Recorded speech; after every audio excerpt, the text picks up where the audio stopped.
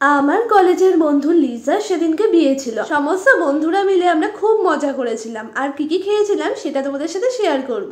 প্রথমেই ছিল জল ফুচকা, স্টার্টারে ছিল চিকেন পকোড়া, পনির পকোড়া, ফিশ বল আর সুইট কর্ন। এরপরে চলে গেছিলাম মেইন কোর্সে। প্রথমেই ছিল কড়াইশুটির কচুরি আর চানা মশলা। দুটোই খেতে দারুণ লেগেছিল কারণ খুব গরম গরম সার্ভও করেছিল।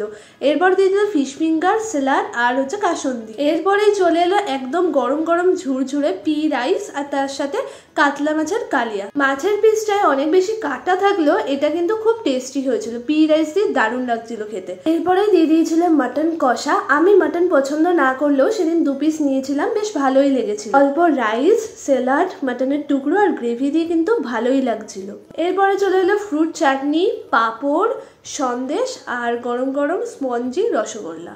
তো আমার ভিডিওটা ভালো লাগলে সাবস্ক্রাইব করতে একদম ভুলো না। খাওয়া দাওয়া শেষ করলাম কর্নেটো আর হাজমোলা দিয়ে। তাহলে আজকের মতো আসি, টাটা।